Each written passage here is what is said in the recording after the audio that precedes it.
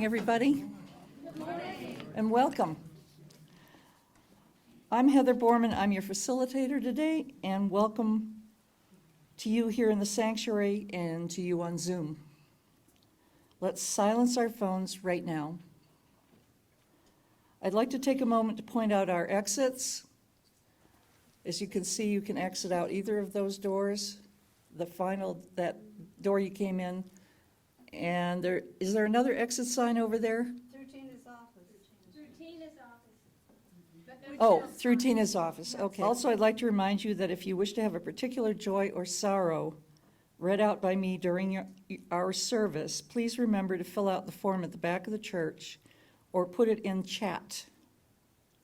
If you're on Zoom, on that table, you'll also find forms for announcements. That's the back table over there. If you wish to have something announced, and someone will bring them up to us. Okay, announcements. Before our service begins, we have a few announcements.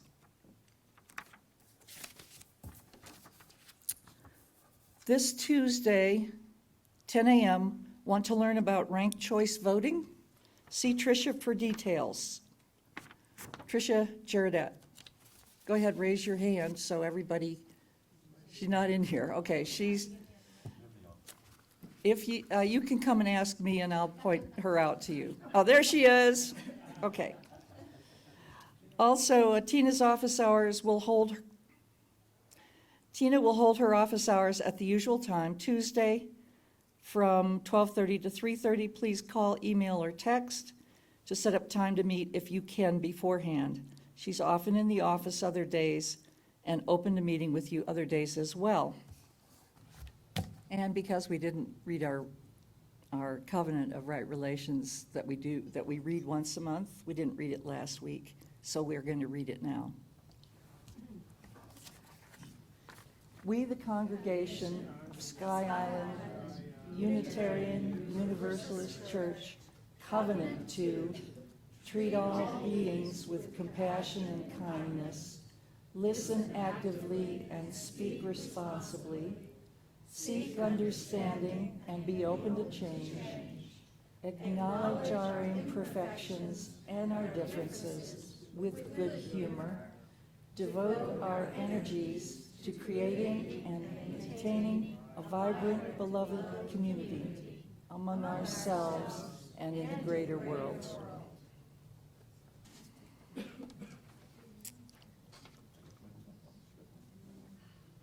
Now we go to our chalice lighting.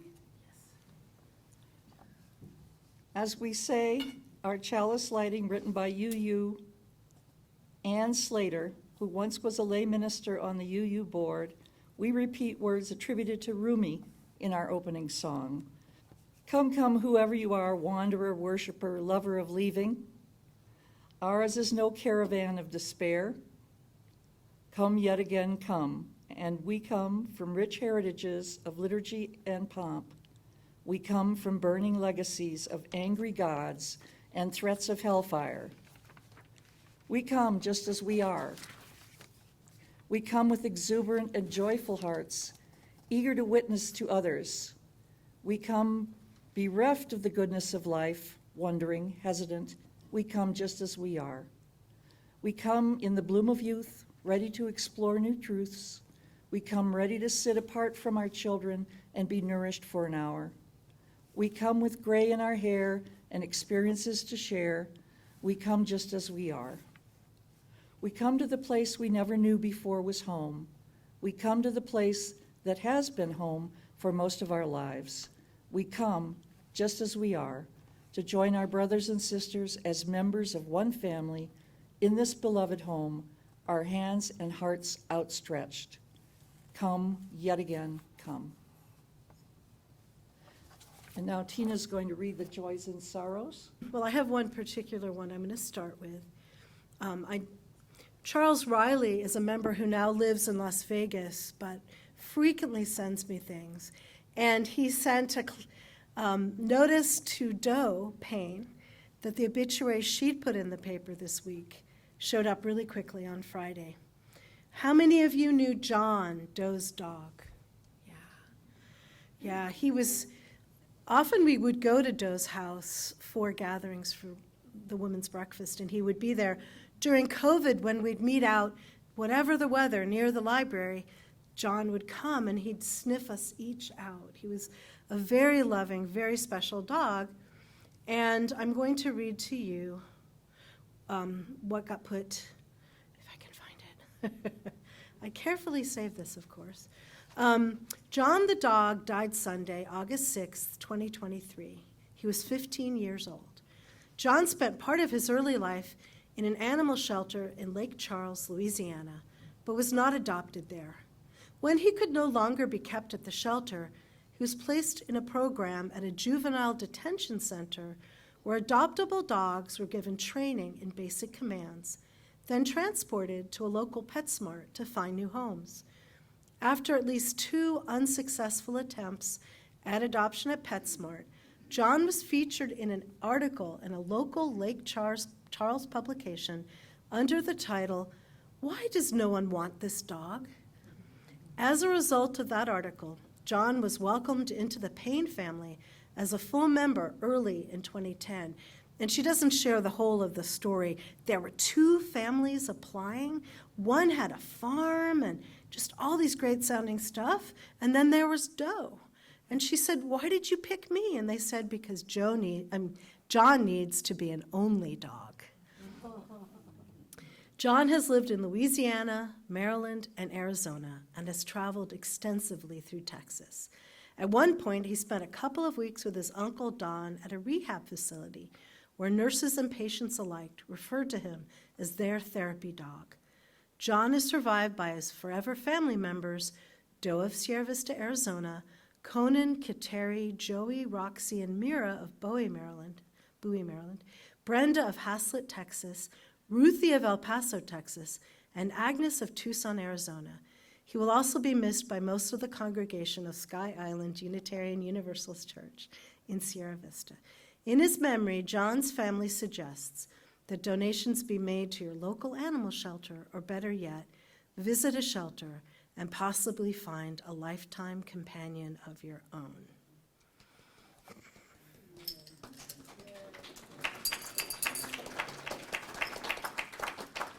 And of course, I'm still remembering last week that we lost Jerry Fitzmaurice, and I'm so joyful that so many of us showed up to his service. And I have some other, Gary has a joy in the improved weather this week. May it continue. And I'm just going to dump all of this for Maui and Lahaina and everything that's been happening in the terrible, terrible fires there. We keep the people of Hawaii and everyone connected to them and to that beautiful historic place in our hearts. Yeah. When I was in college, my sophomore year, we'd been a room of 4 people. My best friend, who'd roomed with me in high school as well, was off in England for her junior year abroad. And another really beloved friend had decided she wanted to live in another building by herself. And I had with me the most introverted person I've ever known. And I went through a number of losses, including the first breakup that just destroyed my heart. And I got very anxious. I thought a lot about death. I started talking to the walls. I was kind of a mess. And my parents decided, why don't we pick her up and take her home? It's a long drive from DC up to Connecticut, but they did it. And we went in to talk to the dean. And given how proud my school was of its academic rigor and its kind of ruthlessness, I walked in knowing what I would hear. And I was totally surprised by Dean Serene. He was a physicist, but he sounded more like a psychologist. He said, "Go home. Take the days before spring break and just take off spring break. I'll let everybody know. I'll make good with your professors." And then he looked me in the eye and he said, "And don't have double guilt. Don't feel bad about feeling bad. How many of us do that? Thich Nhat Hanh talks about that as the two arrows. First, the thing that hurts, and then the second arrow pierces that first one and goes deeper. It's the judgment of feeling what we feel, feeling what hurts, right? Our judgment about it. And I believe that we often make suffering worse because of the judgment we put on it. And I think in a way that religious organizations help and hurt with that. It can be a very, very good place to come. We were talking about dignity this month, and one of the ways our dignity, our sense of self-worth can be shattered is through suffering, right? And through how we judge that suffering. Am I doing it right? Have I been doing it too long? Am I slightly crazy, or is this normal? Why am I suffering so much? What did I do to deserve this? And there are ways that ritual within church and within religion can be helpful. Rita Nakashima Brock and Gabriella Latini wrote a book called Soul Repair, Recovering from Moral Injury After War. And they talk about moral injury, which is when you have had to go against your core moral values. It's not the same thing as PTSD, but it's got to be dealt with. And more the VA is noticing it and talking about it. But if you have gone against the core of who you are by participating in war, you have suffered a soul injury, a moral injury. And they say that in many traditional societies, soldiers were required to undergo a period of ritual purification and rehab. So Navajo people of the Southwest developed a process called anaji, or the enemy way. And it was used to cure sickness that came from contact with deceased non-Navajo participants in war, fatal accidents, and other encounters with death, corpses, and graves, because in Navajo tradition, it's dangerous to touch the dead or to be around the spirits of the dead. And sometimes it took 2 weeks to complete. They used this later after Vietnam and sometimes after World War II. And early on, early Christian churches, if someone had been off fighting and had had to shed blood, when they came back, they were treated as if they had not yet been baptized. In the early church, that's why we have Advent and Lent. Those were periods people prepared, fasted, thought about stuff, learned, and then were baptized at either Christmas or Easter. So they were as if they weren't baptized, and sometimes had to spend 2 years, but at least a year in an order of penitence to get themselves right again. I've talked to you about how my great-grandfather was a priest in a church where Mary played the organ in Hickling, Norfolk, England. My mother, who's not it's my father's family, but she always says that my great-grandmother had 4 sets of twins, and one of the twins survived every time, but only one. She had 7 children, so more of her births supposedly were twins than not. And in my great-grandfather's church notes, he talks about doing christenings pretty early on, babies were christened, and something called churching, which I know I've spoken about here. Women were sort of celebrated and honored for having given birth. So often, the very same day a kid was baptized, the mother would be churched. And when I look through his notes, I don't see, when my grandmother was born, my great-grandmother wasn't churched. But when her little brother the next year was born, she was. I can only imagine if you did have a twin who didn't survive, having a special ritual that said you survived a difficult birth and this twin survived and you are grieving might be really powerful, right?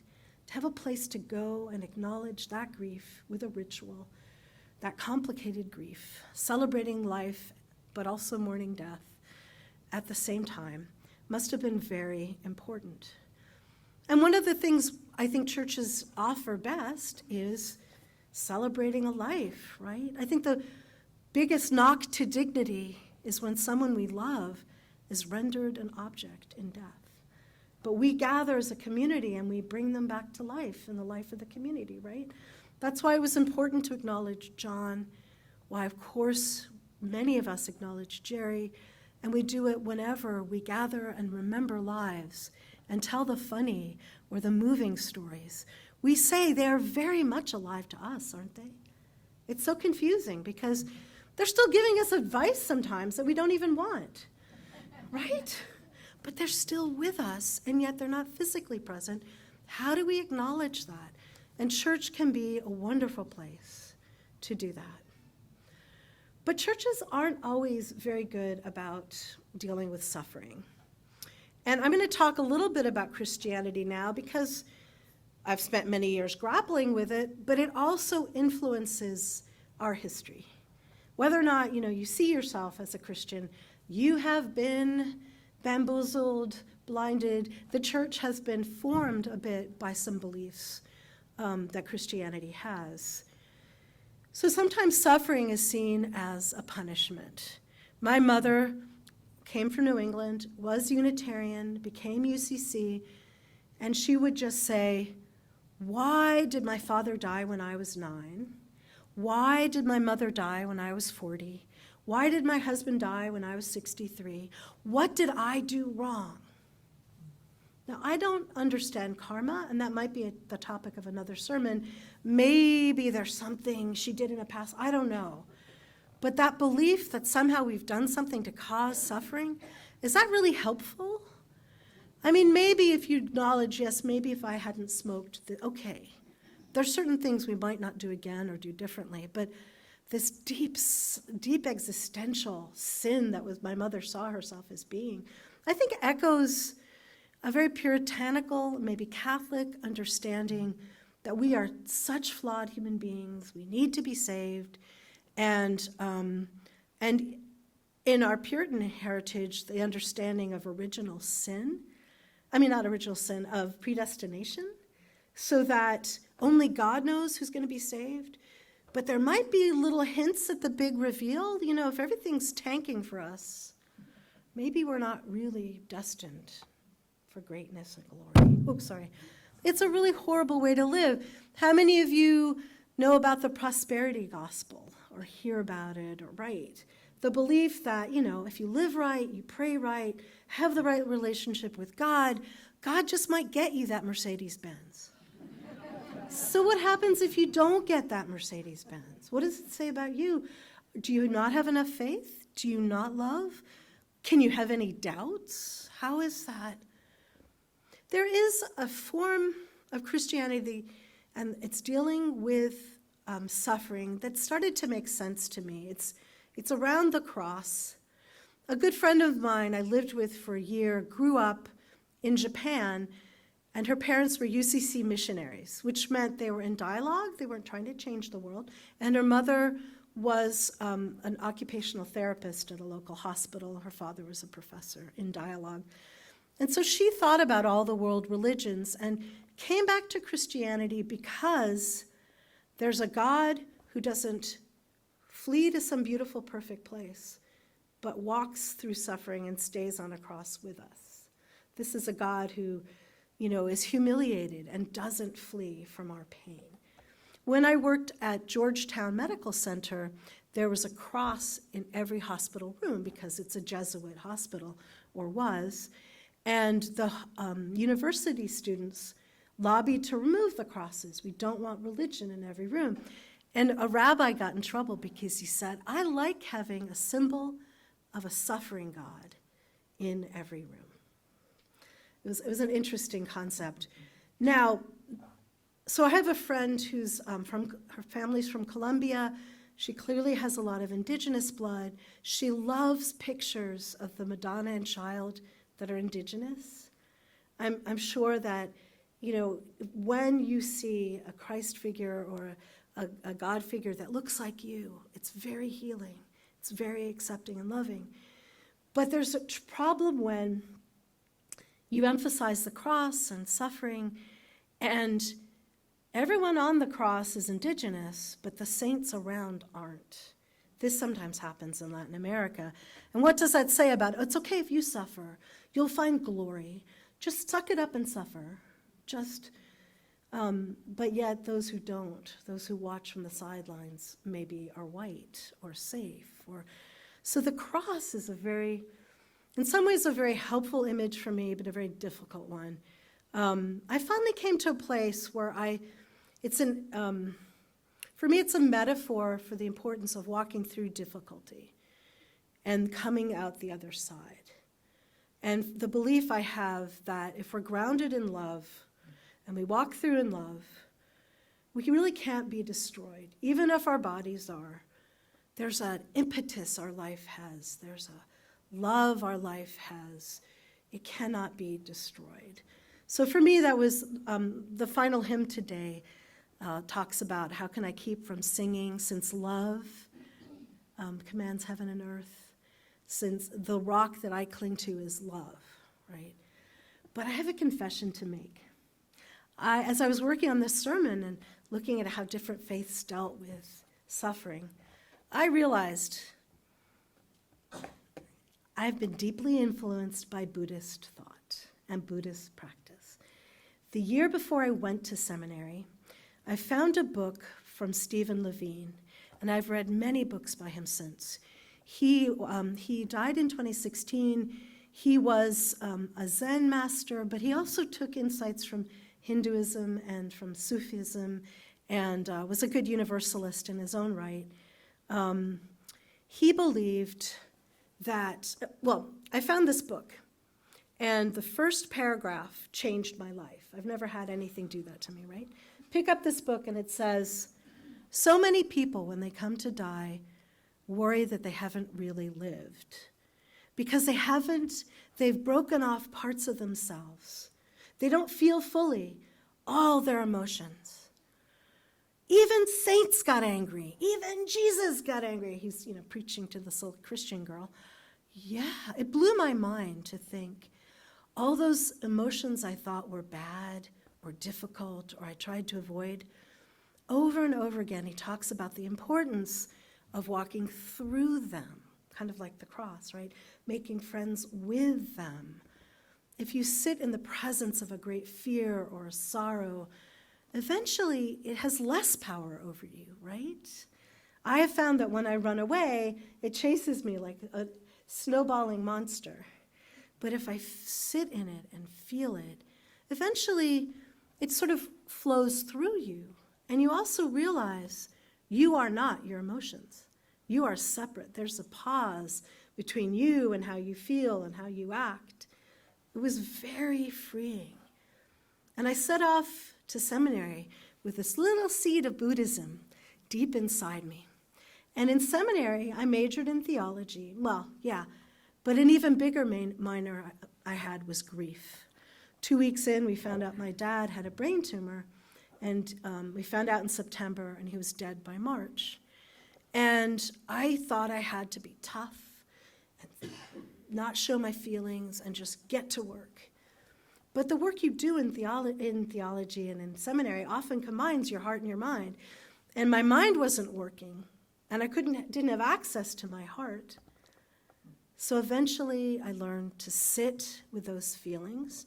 I made myself sit and cry every day alone. And I found the way through. It really, really helped.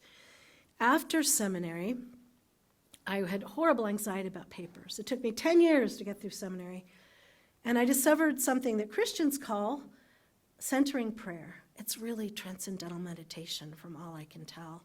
You sit there and you say a word and you empty your mind, or you just pay attention to your breathing. And I found peace and freedom from anxiety, and I was able to write papers. But I also found that timelessness that Levine was talking about, those moments of, I just feel good right now. My breath feels good right now. Being alive right now is amazing. And there's a sense of eternity in that, whatever faces us beyond. And Levine talks about how much we miss if we run away from any pain we feel, if we run away from anger, if we don't sit and live with them. He used to work with people who were dying, and he had a very good conversation with a woman one day, and then she looked at him and said very significantly, "Goodbye." And because he loved her and she reminded him of his mother, he said, "Yeah, see you in 2 weeks." He didn't realize, or he didn't let himself realize, she knew. And she was gone within a week, and he said, "It reminded me of the Sufi saying, if one offers words of the Spirit to one who does not ask for them, you waste the words. But if one asks for words of the Spirit and you do not offer them, you waste the person." In Sufism, a mystical form of Islam, there's a sense also that suffering can teach you. Did you notice that Thich Nhat Hanh, when asked, why do people suffer, did he really answer the question? I don't think he really, I think it's a mystery. I think what he said was, but sometimes we need suffering, and there's a way to transform suffering to nourish our happiness. And he has some really interesting things about how to deal with suffering that we almost have forgotten. I mean, one is to not run away from it, as Levine says, to face it when we can and sit with it. One is to learn from animals. What happens when an animal gets hurt? They kind of lie down and they rest. The cats I know crawl away to die, and you have to hunt for them. But most animals will lie down and rest and take care of the illness. Do we always do that? We run around, we don't stop and breathe and pay attention to ourselves. He also says we need to get rid of preconceived ideas for happiness. We may have a sense of, I need this and this and this, but if you're willing to embrace life, you might discover things make you happy that you didn't expect. You don't have to put a package around what happiness is supposed to be. He talks about nourishing it as well. You have to cultivate it. A bit like the lotus flower. It grows up out of the mud, but there are practices you do that help strengthen it. And one of them is learning to let go of the things that in this impermanent world just have to be let go of, and to hug yourself, to give yourself compassion, to love yourself, instead of clinging desperately to what we think we need, right? He also talks about the power of community. So if you're facing an overwhelming grief and it's just too hard to sit in it alone, just sitting and meditating with other people who are going into that space and finding a kind of timelessness can be helpful. But it's also helpful because it shifts the world. Levine and his wife used to go into hospitals and just open up their hearts to feel everything, to feel grief, to feel joy, to feel anger, just to be pulsating feelings. And they felt that it touched the people in the hospital. They felt this compassion. But Hanh says, what if a whole community does that? It could change the atmosphere of the hospital. If you do this over time, it could change a toxic place into something more loving. How many of you have seen a toxic workplace become much more loving? And mostly caused by good leaders. But they nourish a way of interacting and they model a way of being that really changes the workplace. And so I invite you, I don't know where you are on suffering, but I do think my takeaway always is that I don't go out and seek suffering. I'm not a Catholic who gets a badge of honor from having the stigmata in my hands, right? The marks of the cross. I don't really worship suffering. How many of us think suffering just happens? Just appears in life, right? You can't really avoid it. But running away from it may not be the answer. Embracing it as you would a crying toddler. Tate talks about that. He says, if part of you is really, really upset, you don't yell at it, you don't tell it to buck up, you don't ignore it, you embrace it and you listen. And sometimes just the holding helps the kid feel better. And then eventually you can find out what is making the kid so upset, right? But it's a process. So I'm going to leave you with a meditation from Thich Nhat Hanh. Very, very simple. I know some of us love doing it, some of us just can't stand them. It's very short, but it's something you can do if you're ever feeling swamped by life, by anger, by grief, by whatever, by joy, whatever. I will read this to you, okay? So get settled in your seat. You can keep your eyes open or close them. Breathing in, I am aware of my in-breath.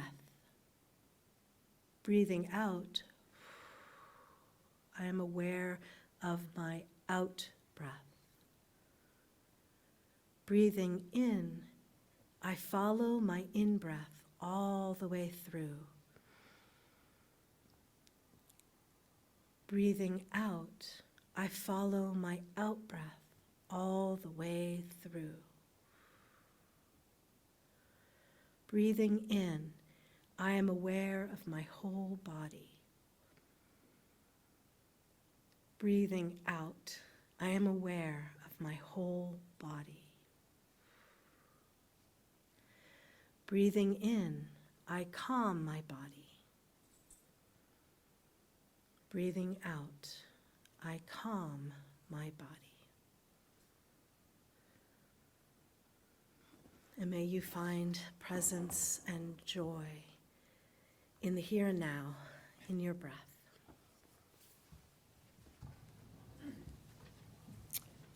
As flame is to spirit, so spirit is to breath, and breath to song.